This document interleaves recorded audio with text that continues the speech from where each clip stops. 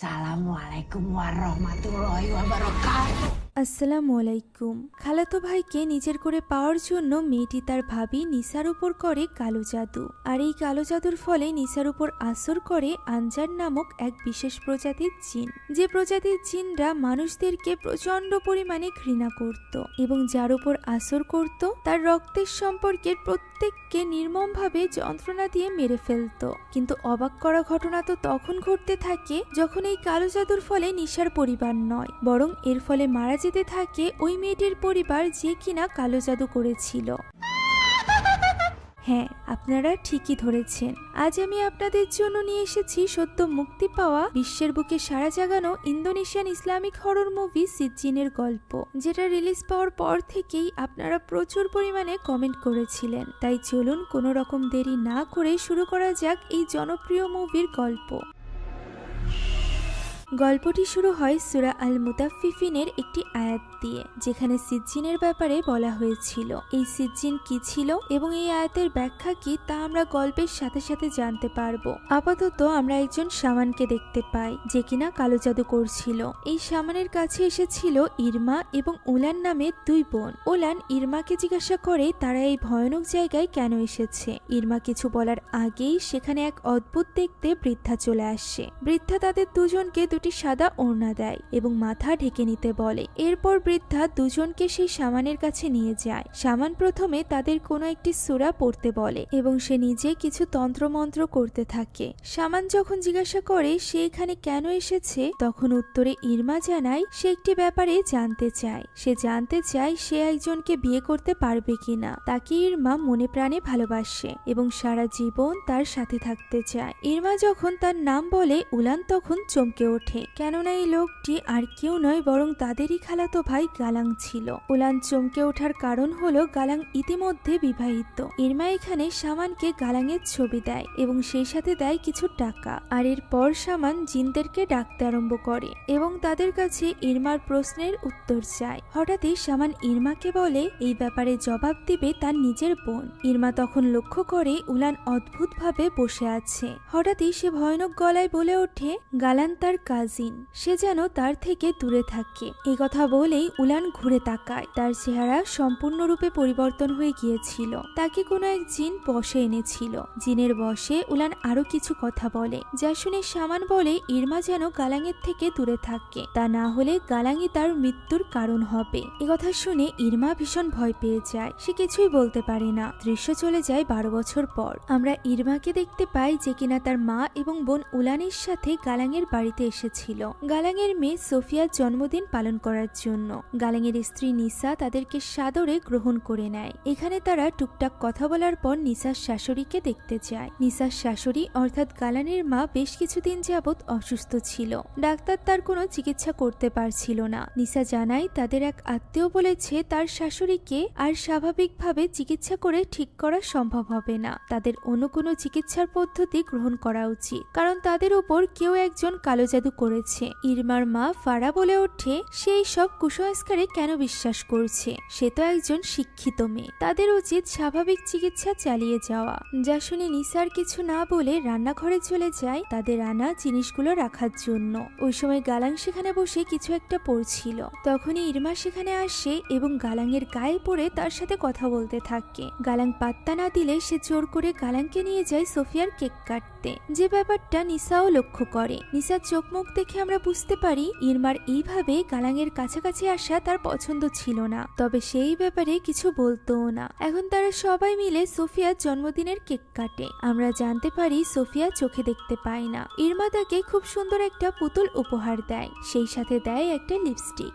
এখানে সবাই যখন গালাঙের মাকে নিয়ে ব্যস্ত ছিল তখন চুপচাপ ইরমা চলে যায় গালাঙের কাছে। আমরা এখানে বুঝতে পারি ওই দিন কবিরাজ সাবধান করে দেওয়ার পরও ইরমা গালাঙের থেকে দূরে যায়নি। বিয়ের পরও গালাং এবং ইরমার মধ্যে সম্পর্ক ছিল, যে সম্পর্কের ফল হিসাবে ইরমা এখন গর্ভবতী। মূলত গালাং এবং ইরমার সম্পর্ক ছিল গালাঙের বিয়ের আগে থেকেই, তবে সে তা তার মাকে জানাতে চায়নি। 3 বছর ইরমার সাথে প্রেম করার পর গালাং তার মায়ের ঠিক করা মেয়ের সাথে বিয়ে বিয়ে করে, অর্থাৎ নিসার সাথে। তবে ইরমাকে সে ছেড়ে দেয়নি, এমনকি সে তখন তো ইরমাকে প্রমিসও করেছিল যে সে কখনোই ইরমাকে ছেড়ে দিবে না, কারণ সে একমাত্র ইরমাকেই ভালোবাসে। আর এভাবেই তারা গত 12 বছর ধরে একটা অবৈধ সম্পর্কে আবদ্ধ ছিল। ফলস্বরূপ এখন ইরমা প্রেগনেন্ট। এই ব্যাপারে ইরমা গালাংয়ের সাথে কথা বলতে চায়, তবে গালাং তার বাড়িতে এই ব্যাপারে কথা বলতে রাজি হয় না। গালাং বলে সে তো আগেই বলেছিল তারা সম্পর্কে থাকবে ঠিকই, কিন্তু তারা কখনোই বিয়ে করবে না, কারণ তারা দুজনই রক্তের সম্পর্কে সম্পর্কিত,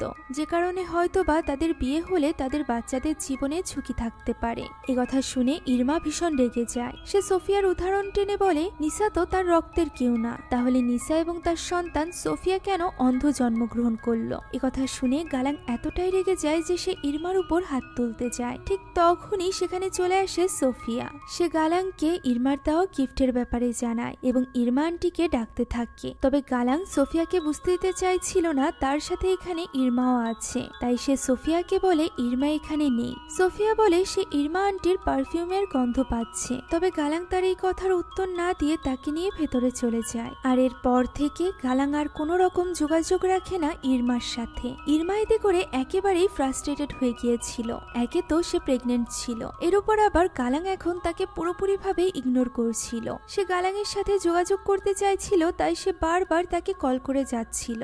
এই ব্যাপারটা ওলানও লক্ষ্য করে। ওলান যেহেতু গালাং এবং ইরমার ব্যাপারে জানতো, তাই সে এখানে ইরমাকে সাবধান করে দেয় যে একদিন তাদের এই পুরো ব্যাপারটা সকলের সামনে চলে আসবে, তখন নিসার মুখোমুখি সে হতে পারবে না। হয়তোবা নিসা এতদিনে বুঝতেও পারছে যে তাদের মধ্যে কি চলছে, যা শুনে ইরমা বেশ রেগে যায় এবং তাকে সেখান থেকে চলে যেতে বলে। এখন এতবার কল দিয়েও গালাং রিসিভ না করায় ইরমা চলে যায় গালাংয়ের দোকানে। বাজারে গালাংয়ের একটি মাংসের দোকান ছিল। সেখানে গিয়েই সকলের সামনে ইরমা গালাংকে প্রশ্ন করে তার সন্তানের ব্যাপারে গালাং কিছু বলছে না কেন। গালাং তাকে চুপ করতে বলে এবং আশেপাশের সবাইকে সরিয়ে দেয়। তবে ইরমা তো এত সহজে চুপ করার পাত্র ছিল না। সে একটি ছুরি তুলে নেয় এবং গালাংয়ের দিকে তাক করে। সে বলে গালাংকে তাদের সন্তানের দায়িত্ব নিতেই হবে। সে শুধুমাত্র গালাংকে চায়, গালাংকে তার হতেই হবে। একথা বলে সে চিৎকার করে তার বাচ্চার ব্যাপারে সবাইকে বলতে চাইছিল। তাই তো তাকে চুপ করাতে গিয়ে গালাংয়ের ধাক্কা লাগে এবং ইরমা নিচে পড়ে যায়। সাথে সাথে ইরমার রক্তপাত শুরু হয়ে যায়। গালাং এটা দেখে ঘাবড়ে যায়। ঠিক তখনই একজন কর্মচারী এসে জিজ্ঞাসা করে কি হয়েছে। ব্যাপারটাকে ধামাচাপা দেওয়ার জন্য গালাং ইরমার পায়ে গরুর রক্তের পানি ঢেলে দেয় এবং বলে মাংসের পাত্রের উপর পড়ে গিয়ে তার পায়ে রক্ত লেগেছে। গালাংয়ের এমন ব্যবহার দেখে ইরমা ভীষণ কষ্ট পায়। তবে তার কষ্টের তো এখনো বাকি ছিল। গালাং যখন ইরমাকে নিয়ে হসপিটালে যায়, তখন তারা জানতে পারে ইরমার গর্ভপাত হয়ে গিয়েছে, যেটা জানার পর ইরমা কাঁদতে থাকে। তবে গালাংয়ের মধ্যে বিন্দুমাত্র অনুশোচনা ছিল না। সে যেন এমনটাই চাইছিল। সে ইরমাকে কিছু টাকা দেয় এবং হসপিটালের বিল পরিশোধ করতে বলে। এরপর সে বলে তারা এতদিন যাবৎ যে সম্পর্কে ছিল সেটা একটা পাপ সম্পর্ক ছিল। ইরমা যেন তাকে আর বিরক্ত না করে এবং তাকে ক্ষমা করে দেয়। তাদের সম্পর্ক এখানেই শেষ।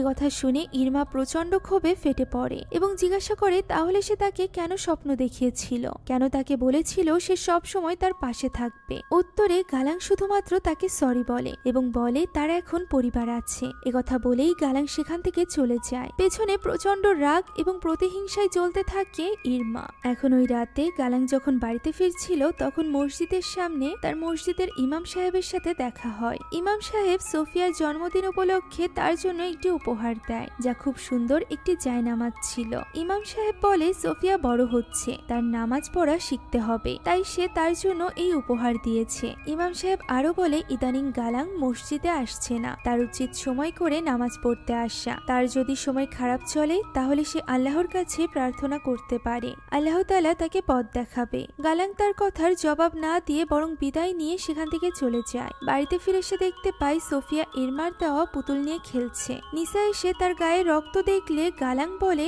আজ সে খাসি জবাই করেছে, তাই তার জামায় রক্ত লেগেছে। নিসার কাছে গালাংয়ের আচরণ বেশ অদ্ভুত বলে মনে হয়, তবে স্বভাবতই সে খুব একটা কথা বাড়ায় না। এরপর গালাং সরাসরি গিয়ে ঘুমিয়ে পড়ে। মাঝরাতে তার হঠাৎই ঘুম ভাঙে। সে দেখতে পায় সোফিয়া তার কাছে এসেছে। সোফিয়া তাকে বলে আগামী বছর জন্মদিনে সে এই দুটো জিনিস উপহার পেতে চায়। এই বলে সে হাত বাড়িয়ে দেয়। তার হাতে মানুষের দুটি চোখ ছিল। আর এই ভয়ানক স্বপ্ন দেখে গালাং ভীষণ ভয় পেয়ে যায়। ঘুম ভাঙার পর সে ছুটে চলে যায় সোফিয়ার রুমে। সেখানে সে দেখতে পায় সোফিয়া শান্তভাবে ঘুমাচ্ছে। গালাং মন খারাপ করে সোফিয়ার পাশে বসে। সোফিয়ার চোখের এই অবস্থার জন্য সে মূলত নিজেকেই দায়ী মনে করত। সোফিয়া যখন মায়ের পেটে ছিল তখন একবার নিসার প্রচন্ড ব্যথা হয়েছিল, তবে গালাং খুব একটা পাত্তা দেয়নি, কেননা তখনও পর্যন্ত ডেলিভারির সময় হয়নি, কেবলমাত্র 6.5 মাস হয়েছে। তাই সে নিসাকে এই ব্যথা সহ্য করতে বলে, কিন্তু ব্যথা যখন প্রচন্ড বেড়ে যায় তখন তাকে ডক্টরের কাছে নিয়ে যাওয়া হয়।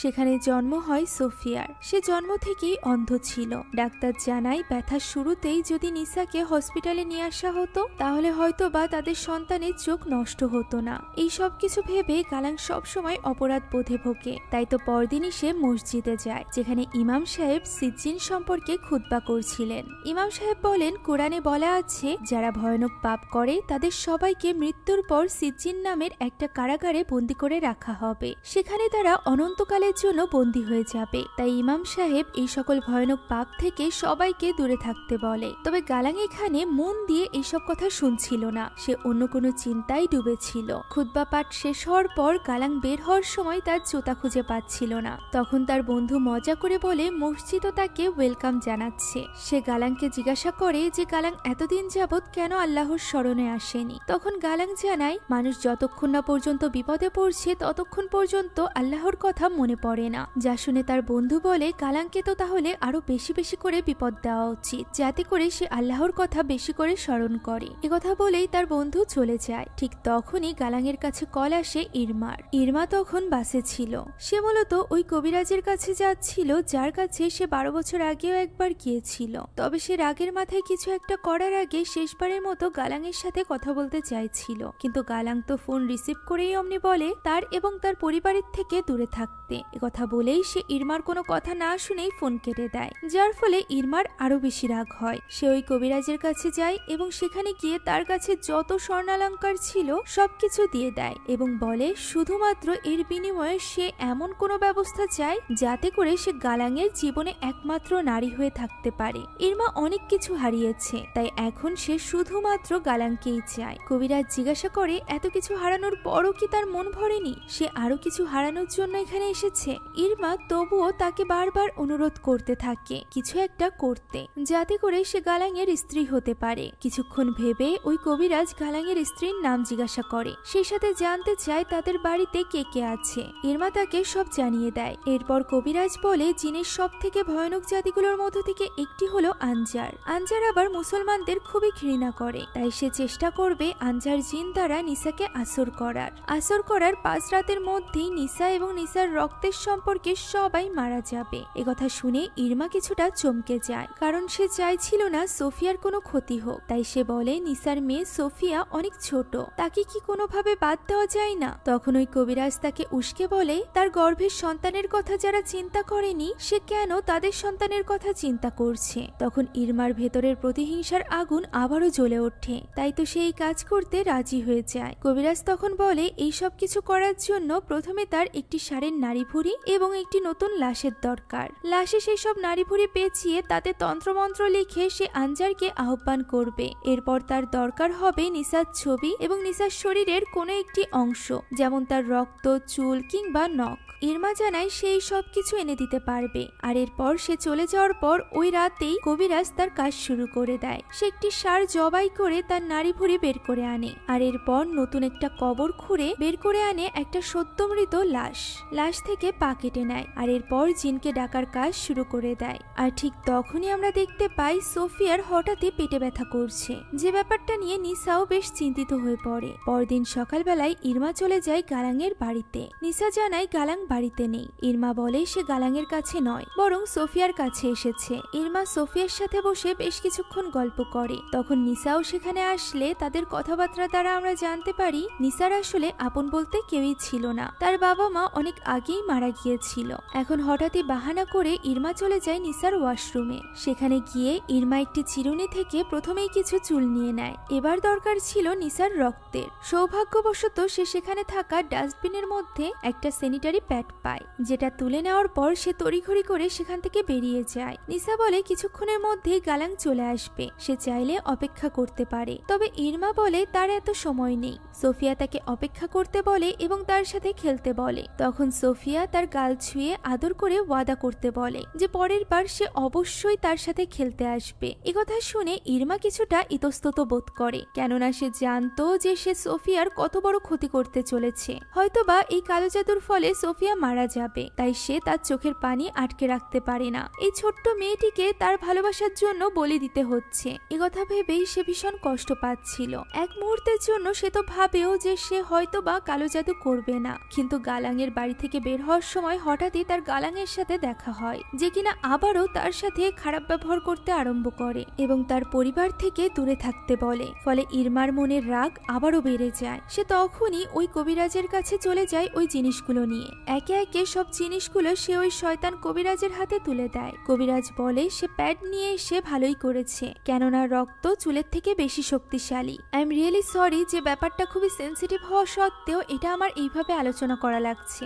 এর মর্ম আপনারা শেষে বুঝতে পারবেন। এখন কবিরাজ ওই প্যাড পানিতে ভিজায়, আর সেই পানি সে ষাঁড়ের নাড়ি ভুঁড়ির উপর দিয়ে দেয়। এই সব কিছু দেখে ইরমার বেশ ঘৃণা লাগছিল, সেই সাথে ভয়ও করছিল। তবুও সে চুপচাপ সেখানেই বসে থাকে। কবিরাজের পর নিসার ছবি কেটে টুকরো টুকরো করে মন্ত্র পড়তে থাকে। হঠাৎ করেই সেখানে প্রচন্ড জোরে ভূমিকম্প শুরু হয়ে যায়, যা দেখে কবিরাজ বুঝে যায় জিনরা এখানে চলে এসেছে। সে নিসার ছবির টুকরোগুলো কুকুরের খাবারের সাথে মেশায় এবং তার অ্যাসিস্ট্যান্ট বৃদ্ধাকে বলে এই খাবারগুলো কুকুরদেরকে রাতের বেলা খাইয়ে দিতে। বৃদ্ধা তাই করে। আর এরপর ওই কবিরাজ ইরমাকে বলে আজ রাত থেকে 5 রাত পর ইরমার সব ইচ্ছা পূরণ হয়ে যাবে। আজ থেকে 5 রাতের মধ্যেই নিসার রক্তের সকলে একে একে মারা যাবে। একথা শুনে ইরমার রুহ যেন কেঁপে ওঠে। তবুও সে কবিরাজকে আটকায় না। শুরু হয়ে যায় ভয়ঙ্কর অধ্যায়ের প্রথম রাত। রাত তখন 3টা বাজে। গালাং ঘুমিয়েছিল। নিসা তখন তাহাজ্জুদের নামাজ পড়ছিল। হঠাৎ করেই তার জায়নামাজের ওপর একটি ষাঁড়ের মাথা এসে পড়ে।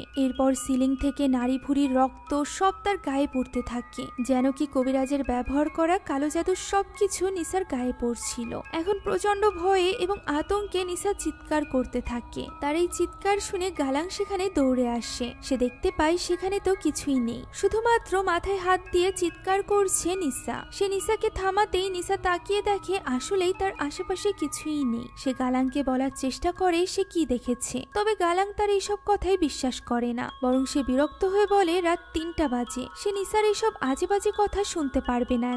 এখন এভাবেই পরদিন সকাল হয়ে যায়। নিসা সোফিয়ার রুমে বসে কিছু একটা সেলাই করছিল। হঠাৎ করেই তার পায়ের কাছে কাচের বোতল গড়িয়ে আসে। সেটা উঠানোর জন্য সে নিচু হয়। তখনই সে বিছানার নিচে সোফিয়ার ওই পুতুলটিকে দেখতে পায়, যেটি ইরমা তাকে দিয়েছিল। এখানে নিসাকে দেখে মনে হচ্ছিল তার কিছু একটা হয়ে গিয়েছে। সে ওই পুতুলটি হাতে নেয় এবং পুতুলের গলা চেপে ধরে, আর এরপর সে ওই পুতুলটির চুলগুলো কেটে নিজের মুখে ভরে দেয়। শুধুমাত্র তাই নয়, সে নিজের চুলও কাটতে থাকে এবং সেগুলো খেতে আরম্ভ করে, যার ফলে তার মুখ থেকে ফেনা বের হতে থাকে। আর এভাবেই চলে আসে দ্বিতীয় রাত্রি। আমরা ইরমাকে গালাংয়ের বাড়ির সামনে দেখতে পাই। গালাং তখন সদ্য বাড়িতে ফিরেছিল। বাড়িতে ফিরতেই নিসা তাকে জিজ্ঞাসা করে সে এত রাত করেছে কেন। একথা শুনে গালাং ভীষণ রেগে যায় এবং বলে সে নিসার এত প্রশ্নের উত্তর দিতে পারবে না। তখন সোফিয়ার পুতুলের কানে হাত দেওয়া দেখে সে নিজের ভুল বুঝতে পারে এবং সে নিজে থেকেই নিসাকে সরি বলে। তখন নিসা জানায় বাড়িতে অদ্ভুত কিছু হচ্ছে,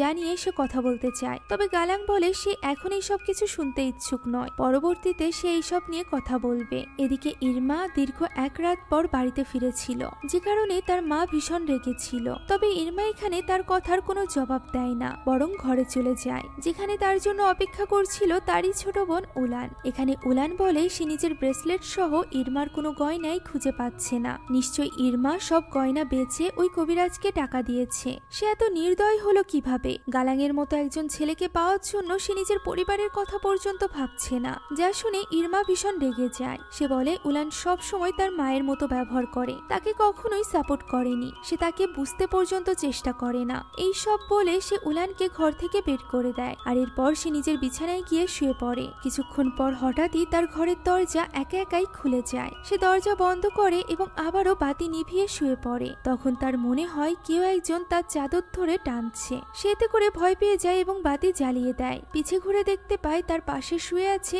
উলান। উলানের শরীরে হাত দিতেই সে পাশ ফেরে এবং ইরমা দেখতে পায় এটি উলান নয়, বরং ভয়ানক কোনো জিন। তার মুখ থেকে পোকা বের হচ্ছিল এবং পুরো মুখ পোড়া। ইরমা তখন চিৎকার করে দরজা খুলতেই বাইরে উলানকে দেখতে পায়। উলান জিজ্ঞাসা করে তার কি হয়েছে, তবে ইরমা তাকে কিছুই বলে না। এদিকে ওই ওই সময় নিসা তার ঘরে নামাজ পড়ছিল। হঠাৎ করেই সে প্রচন্ড ছটফট করতে আরম্ভ করে। সোফিয়া সেখানে আসে এবং তাকে জিজ্ঞাসা করে তার কি হয়েছে। তবে নিসা মেয়ের প্রশ্নের কোনো জবাব দিতে পারে না। এভাবেই এক সময় নিসা রক্ত বমি করতে থাকে এবং বমির সাথে মুখ থেকে বেরিয়ে আসে বড় বড় পোকা। নিসা এতে করে প্রচন্ড ভয় পেয়ে যায়। কিছুটা ধাতস্থ হয়ে সে ওই পোকাগুলোকে একটি জারে পুড়ে নেয়। এর কিছুক্ষণ পর আমরা নিসাকে তার শাশুড়ির সাথে দেখতে পাই। নিসা তার শাশুড়ির গা মুছিয়ে দিচ্ছিল। হঠাৎ করেই নিসার কিছু একটা হয়ে যায়। সে গা মোছার ওই কাপড় দিয়ে তার শাশুড়ির মুখ চেপে ধরে। একটু পরই তার হুঁশ ফিরে আসে। সে বুঝতে পারে সে কি করতে যাচ্ছিল, তাই সে দ্রুত হাত সরিয়ে ফেলে এবং বারবার তার শাশুড়ির কাছে ক্ষমা চাইতে থাকে। তার মধ্যকার এই পরিবর্তন নিয়ে সে নিজেও চিন্তিত ছিল। এই চিন্তা মাথায় নিয়ে সে রান্নাঘরে যায় এবং চুলায় স্যুপ বসায়, আর এরপর সে টয়লেটে যায়। অন্যদিকে ওই সময় এক ভয়ানক ব্যাপার ঘটে। এতদিন ধরে প্যারালাইজ গালাঙের মা হঠাৎই উঠে দাঁড়ায়। সে হেঁটে হেঁটে আস্তে আস্তে করে রান্নাঘরে এসে দাঁড়ায়। এই ব্যাপারে কোনো কিছু না জানা নিসা বাথরুমে গিয়ে দেখতে পায় কৌটায় রাখা তার মুখ থেকে বের হওয়া ওই পোকাগুলো উধাও হয়ে গিয়েছে, যা দেখে নিসা অবাক হয়ে যায়। তবে সে বাইরে বের হয়ে যা দেখে তা আরো বেশি ভয়ানক ছিল। রান্নাঘরে তার শাশুড়ি স্যুপের হাড়ি হাতে দাঁড়িয়ে আছে। নিসার চোখের সামনেই ফুটন্ত গরম স্যুপ সে নিজের মাথার উপর ঢেলে দেয় এবং জ্বলে পুড়ে সাথে সাথে সেখানেই মারা যায়। এই ঘটনার আকস্মিকতায় নিসা একেবারেই হতভম্ব হয়ে পড়ে। এভাবেই ঘটে এই পরিবারের প্রথম মৃত্যু। ওই রাতে জানাজার আগে সবাই মিলে গালাঙের মায়ের চারিপাশে বসে দোয়া কালাম পড়ছিল। নিসা তখন ভীষণ কান্নাকাটি করছিল এবং তাকে সান্ত্বনা দিচ্ছিল ইরমার মা ফারা। এখানে দুজন মহিলা গালাঙের মাকে নিয়ে কথা বলছিল, যেখান থেকে আমরা জানতে পারি গ্রামবাসীর ধারণা গালাঙের মা এত বছর ধরে বিছানায় ছিল কারণ তার উপর কেউ কালো জাদু করেছিল, আর এটা হয়েছিল নিসার বিয়ের পরপরই। এখন আমরা নিসাকে দেখতে পাই যে কিনা শাশুড়ির মৃত্যুতে খুবই ভেঙে পড়েছিল। সে তার শাশুড়িকে মায়ের মতো ভালোবাসত। মায়ের কান্নাকাটি শুনে সোফিয়াও সেখানে চলে আসে এবং তাকে সান্ত্বনা দিতে থাকে। আর এরপর আমরা গালাঙের মায়ের জানাজা দেখতে পাই। সবার সাথে ইরমাও জানাজার নামাজ পড়তে দাঁড়িয়েছিল। নামাজের মধ্যে হঠাৎ করেই তার মনে হয় তার শরীরে কেউ হাত দিয়েছে। তবে পাশ ফিরতেই সে কাউকেই দেখতে পায় না। তবে সে সামনে ঘুরতেই আমরা ভয়ানক নিসাকে দেখতে পাই, যে কিনা তার দিকে তাকিয়েই হাসছিল।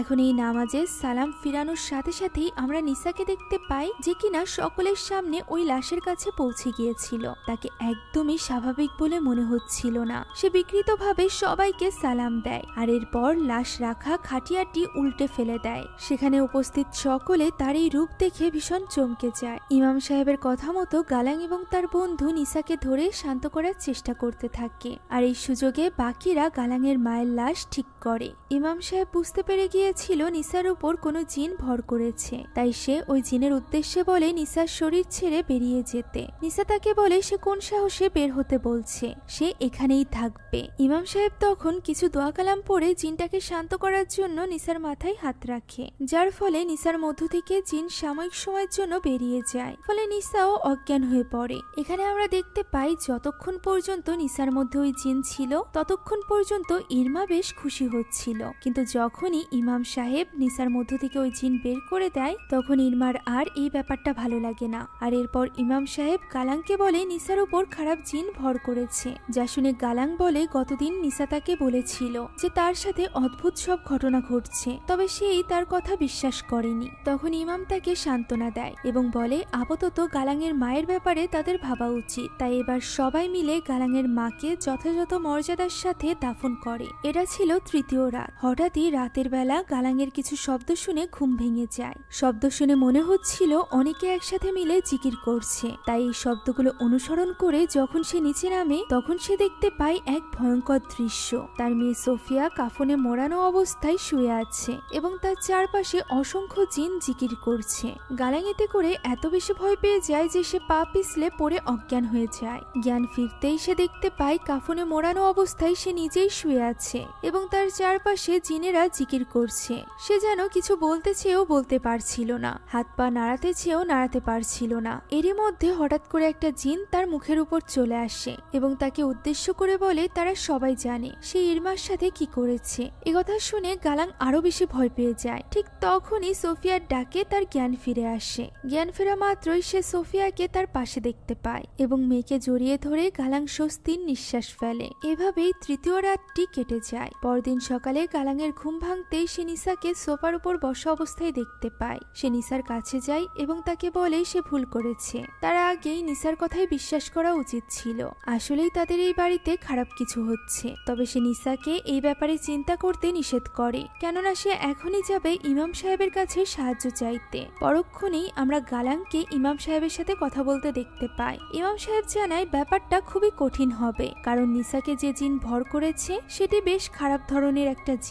এই ধরনের জিন সাধারণত কালো জাদুর ফলে ভর করে, আর এইসব জিন যাদের উপর ভর করে তাদের একেবারে নিঃশেষ করে ফেলে। কেউ যদি কারোর উপর কালো জাদু করে তবেই এই সকল জিন ভর করে, আর এই কালো জাদুর উপর সকলকেই বিশ্বাস করতে হবে, কারণ এটি রাসূলুল্লাহ সাল্লাল্লাহু আলাইহি ওয়াসাল্লামের সময় থেকে চলে আসছে। পবিত্র কোরআন শরীফেও এর ব্যাপারে বলা আছে। গালাং জিজ্ঞাসা করে সে এখন কি করতে পারে। ইমাম সাহেব বলে যত খারাপ জিনই হোক না কেন আল্লাহ সবকিছুরই সমাধান রেখেছেন। ইমাম সাহেব চেষ্টা করবে তার সাধ্যমতো সাহায্য করার। এখন ইমাম সাহেব কিছু সূরা একটি কাগজে লিখে তা পানির বোতলে রেখে দেয়, আর এরপর সে গালাংকে বলে এই পানি প্রতি ওয়াক্তের নামাজের সময় অজু করে সে যেন নিসার কপালে মাখিয়ে দেয়। অন্যদিকে নিসা তখন বাড়িতে একা ছিল। সে টয়লেট থেকে হঠাৎই আওয়াজ শুনতে পায় এবং সেদিকে এগিয়ে যায়। সেখানে গিয়ে সে যা দেখে তা আমিও এক্সপ্লেন করতে পারবো না, তাই এই দৃশ্যটাকে এড়িয়ে যাচ্ছি। এখন গালাং বাসায় ফিরে নিসাকে পুরোপুরি নোংরা অবস্থায় পায় এবং কোনো মতে সে তাকে পরিষ্কার করে।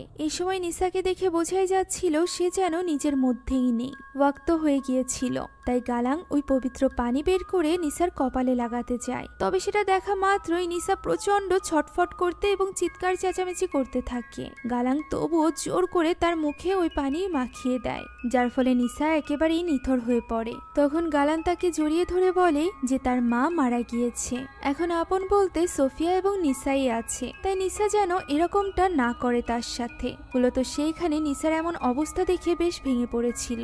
সে নিসাকে ঘরে শুইয়ে দেয়, আর এরপর সেখানে থাকা ক্যাসেটে আয়াতুল কুরসি চালিয়ে দিয়ে সে ঘর থেকে বেরিয়ে যায়। তবে সে বের হওয়ার সাথে সাথেই ক্যাসেটটি বন্ধ হয়ে যায়, আর ঠিক তখনই আমরা নিসার এক ভয়ানক রূপ দেখতে পাই। আর এভাবেই চলে আসে ভয়ানক চতুর্থ রাত। আমরা ইরমাদের বাড়ি দেখতে পাই। ইরমার মা তখন বাড়িতে একা ছিল, তার কিছু একটা হয়ে গিয়েছিল। সেসব কাচের জিনিসপত্র আশ্রে আশ্রে ভাঙছিল।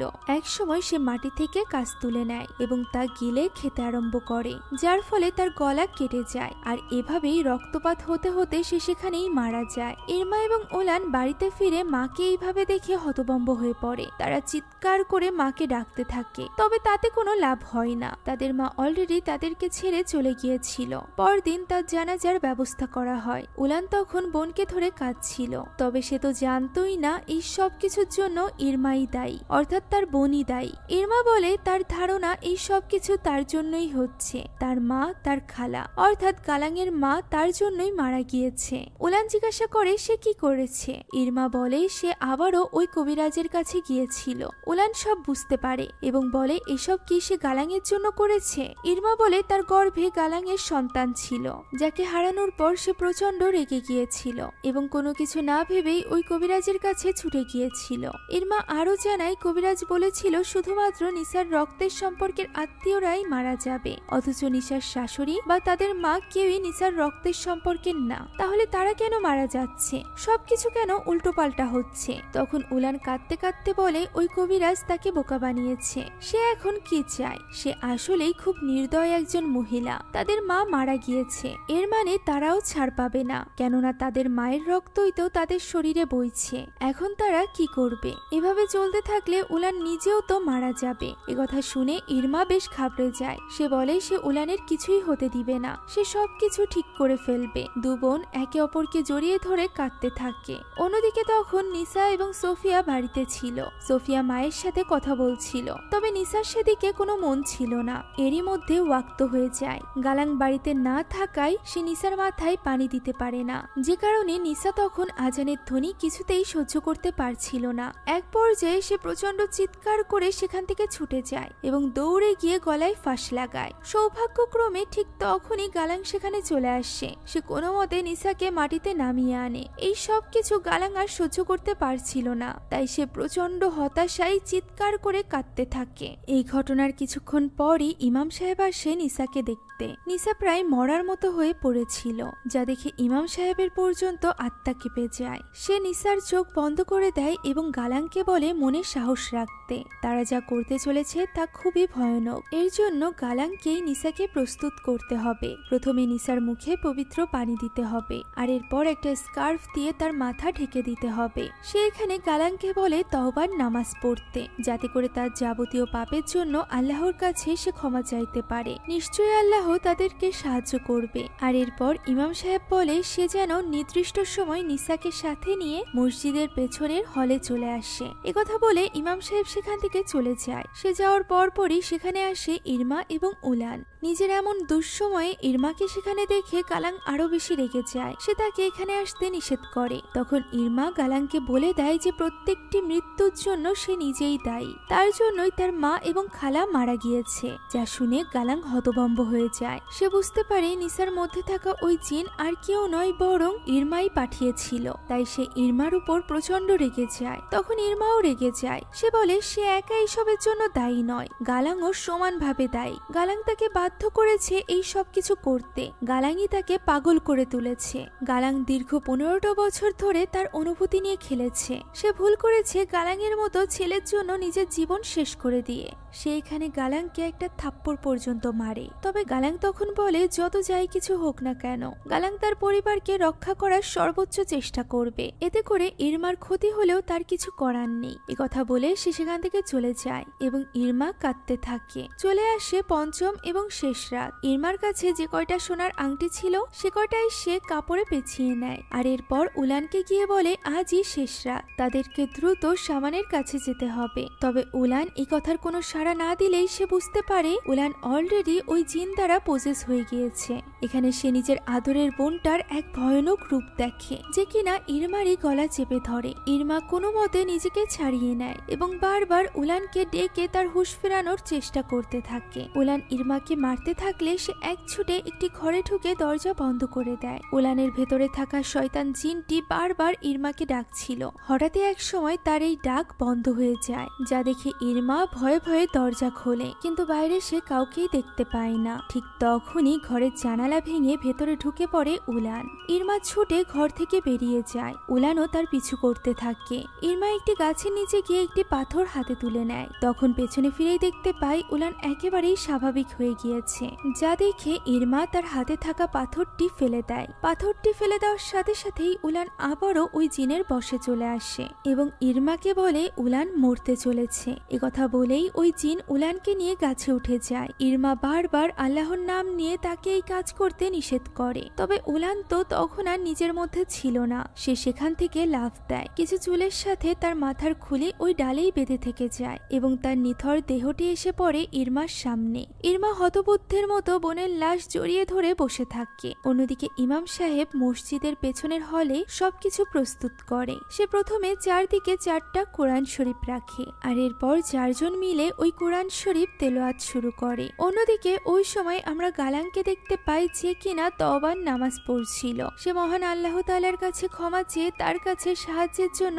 আকুতি জানায়। আর এরপর নিসার মাথায় ঘুমটা পরিয়ে দিয়ে তাকে তৈরি করে নেয়। আর এরপর স্ত্রী এবং সন্তানকে জড়িয়ে ধরে, কেননা সামনে তাদের সাথে কি হতে চলেছে তা তারা জানতো না। এখন নিসাকে নিয়ে যাওয়া হয় ইমাম সাহেবের কাছে ওই মসজিদের পেছনের হলে, যেখানে নিসাকে বসানোর জন্য ইমাম সাহেব ওই চেয়ারটি রেখেছিল। সে প্রথমেই কিছু সূরা পড়ে নিসার গায়ে পানি ছেটাতে যায়। তবে নিসা তখন পাল্টা আক্রমণ করে তার হাতে থাকা ওই পবিত্র পানি ফেলে দেয়। ফলে সকলে মিলে আগে নিসাকে একটি দড়ি দিয়ে বাঁধার চেষ্টা করে, আর এরপর পবিত্র কালেমা লেখা কাপড় জড়িয়ে নিসাকে শান্ত করার চেষ্টা করে। অন্যদিকে ওই সময় ইরমা একটি বাসে ছিল। সে মূলত এই বাসে করে ওই কবিরাজের বাড়িতেই যাচ্ছিল। সেখানে পৌঁছে সে ওই কবিরাজের সাথে দেখা করতে চায়। তখন ওই বৃদ্ধা তাকে জানায় যে কবিরাজ বাড়িতে নেই, যা শুনে ইরমা কাঁদতে কাঁদতে বলে কবিরাজকে তার ভীষণ প্রয়োজন। তার মা কেন মারা গেল এটা সে জানতে চায়। তখন বৃদ্ধা জিজ্ঞাসা করে ইরমা আসলে কার রক্ত এনে দিয়েছিল, যা শুনে ইরমা কিছুটা দ্বিধায় পড়ে যায়। সে একেবারে স্তম্ভিত হয়ে গিয়েছিল, কেননা সে বুঝতে পেরেছিল সে রক্ত আনার সময় কিছু একটা ভুল করেছিল, তাই সে তখনই ওই কবিরাজের সাথে দেখা করতে চায়, কেননা এতে করে তার জীবনও যেতে পারে। তবে ওই বৃদ্ধা তাকে যেতে দেয় না। সে বলে এখন অনেক দেরি হয়ে গিয়েছে, এখন আর ইরমাকেও বাঁচানো সম্ভব নয়। যা শুনে ইরমা ক্ষেপে যায় এবং তখনই ওই বৃদ্ধাকে ধাক্কা দেয়, যার ফলে ওই বৃদ্ধা পাথরের ওপর পড়ে মাথা ফেটে মারা যায়। তবে এতে ইরমার বিন্দুমাত্র আফসোস ছিল না, কেননা সে তো যে কোনো ভাবে নিজের জীবন বাঁচাতে চাইছিল। সে চিৎকার করে বলতে থাকে সে গালাঙের সাথে থাকতে চায় না, সে শুধুমাত্র নিজের জীবন বাঁচাতে চায়। তাই কবিরাজ যেন কিছু একটা করে। একথা বলে ইরমা সেখানে ভাঙচুর করতে আরম্ভ করে। ঠিক তখনই হঠাৎ করে তার হাত পা বেঁকে যেতে থাকে। কোনো এক অদৃশ্য শক্তি তাকে অবর্ণনীয় যন্ত্রণা দিয়ে তিলে তিলে মারছিল। এক পর্যায়ে ওই শক্তি একটা কাঠের টুলের সাথে তার মাথা আঘাত করতে চাইছিল। ইরমা অনেক চেষ্টা করে নিজেকে আটকানোর, তবে সে কোনোভাবেই নিজের উপর নিয়ন্ত্রণ নিতে পারছিল না, যে কারণে এক পর্যায়ে তার মাথা সজোরে বাড়ি খায় ওই টুলের সাথে এবং তার মাথা ফেটে যায়। অন্যদিকে তখন নিসার সাথে ইমাম সাহেব পেরে উঠছিল না। আসলে নিসার সাথে নয়, বরং নিসার মধ্যে থাকা ওই জিনের সাথে, যে কিনা নিসাকে তখন হাওয়ায় ভাসিয়ে রেখেছিল। তারা কেউই বুঝতে পারছিল না যে তারা এখন কি করবে, তারা কিভাবে নিসাকে বাঁচাবে। তখন ইমাম তার কাছে থাকা সর্বশেষ উপায়টি বের করে নিয়ে আসে। এটি ছিল একটা বিশেষ লাঠি, যা দিয়ে কোনো জিনের আছর করা ব্যক্তির উপর মারলে তার প্রভাব গিয়ে পড়ে ওই জিনের উপর, এতে করে ওই ব্যক্তির কিছুই হয় না। সে ওই লাঠিটা দিয়ে নিসার উপর বাড়ি মারতে চাইছিল, তবে গালাং তাকে আটকায়, কেননা এতে করে নিসার জীবনও চলে যেতে পারে। তবে ইমাম যতক্ষণে তাকে বোঝায় এবং আবারও নিসার উপর আক্রমণ করতে যায়, ততক্ষণে ওই জিনের আক্রমণ আরো কয়েক গুণ বেড়ে যায়। পাশেরই একটি কাঁচ ফেটে এসে সকলের কানে একটা অদ্ভুত আওয়াজ লাগে, যার ফলে সকলে গিয়ে ছুটে পড়ে এবং নিসাও উপর থেকে পড়ে যায়। ইমাম সাহেবের শাগরেদরা অজ্ঞান হয়ে গিয়েছিল। কিছুক্ষণ পর কোনো মতে গালাঙের জ্ঞান ফেরে। সে ঝাপসা চোখে দেখতে পায় নিসা তার দিকেই ছুটে আসছে। নিসা দৌড়ে এসে গালাঙের গলা চেপে ধরে। গালাং বহু কষ্ট করেও নিজেকে ছাড়াতে পারছিল না, ফলে আর কোনো উপায় না পেয়ে ইমাম সাহেব উঠে দাঁড়ায় এবং ওই লাঠির মতো দেখতে বিশেষ বস্তুটি দিয়ে নিসার মাথায় আঘাত করে। সাথে সাথে নিসা সেখানেই অজ্ঞান হয়ে যায়। এই পদ্ধতিতে মূলত জিনকে একেবারেই মেরে ফেলা হয়। তবে যদি কারোর শরীরে সত্যিই জিন না থাকে এবং তাকে এই লোহার লাঠির আঘাত করা হয়, তাহলে তার সাথে কি হবে এই ব্যাপারে ইমাম সাহেব জানে না। আর ঠিক তখনই সেখানে এসে দাঁড়ায় সোফিয়া, যার উপর ছিল সেই জিনের আসর। দৃশ্য চলে যায় অতীতে। আমরা জানতে পারি ইরমা যেদিন প্যাড নিতে গিয়েছিল তার আগের দিন রাতেই সোফিয়ার পেটে ব্যথা হয়েছিল। এই দৃশ্যের কথা আমি বলেছিলাম। মূলত ওই দিনই সোফিয়া প্রথমবারের মতো নিজের কৈশোর জীবনে পা বাড়িয়েছিল, যে ব্যাপারটা নিয়ে নিসা খুব এক্সাইটেড ছিল।